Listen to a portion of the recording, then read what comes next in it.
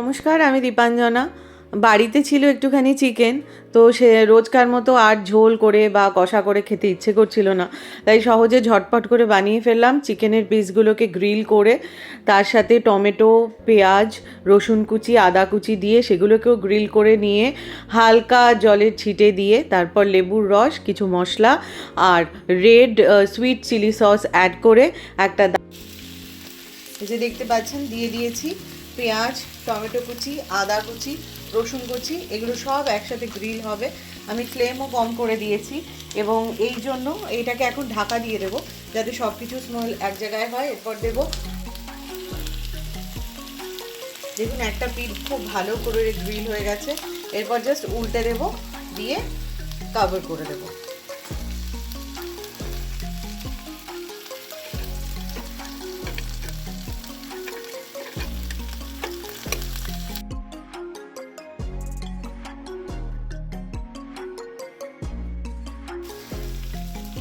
এই সসটাও আপনারা যে কোনো এই ধরনের রান্না যেগুলোতে গ্রিল করে আপনি বানাচ্ছেন আর কি, তাতে এই সসটাও ইউজ করতে পারেন। আমার তো খুব ভাল লাগে এই সসটা। আপনি ডিপ হিসেবেও কোনো পরোটার সাথে খেতে পারেন, কোনো ফ্রায়েড আইটেমের সাথেও খেতে পারেন, আবার ড্রিজলও করতে পারেন।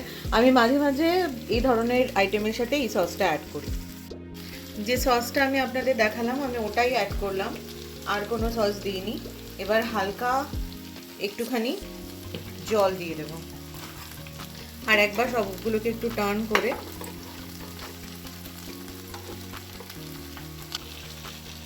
এর সাথে এবার একটুখানি জল অ্যাড করব।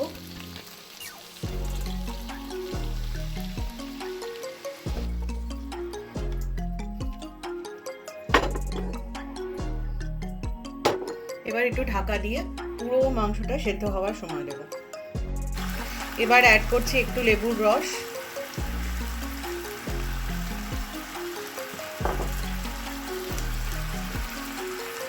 স্বাদ মতো নুন,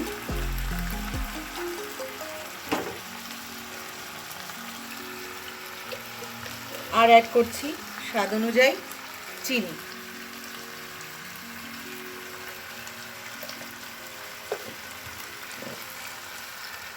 এবার অ্যাড করছি একটুখানি গোলমরিচ গুঁড়ো। আমার ভালো লাগে, যদি কেউ ঝাল কম খান নাও অ্যাড করতে পারেন, কারণ সসটাতে অলরেডি হালকা ঝাল আছে। যদিও সুইট রেড চিলি সস, কিন্তু তাহলেও হালকা ঝাল তো থাকেই।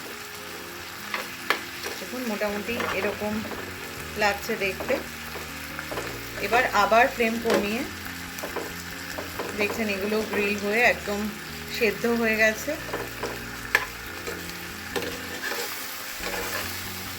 সবটাই তাই।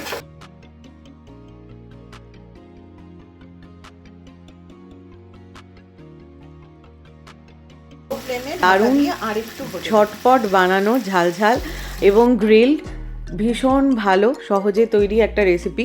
ঝট করে দেখে নিন, যখন তখন বানাতে পারবেন এবং যে শুধুও খেতে পারবেন, কোনো কিছু রুটি, পরোটা, ভাত তার সাথেও খেতে পারবেন।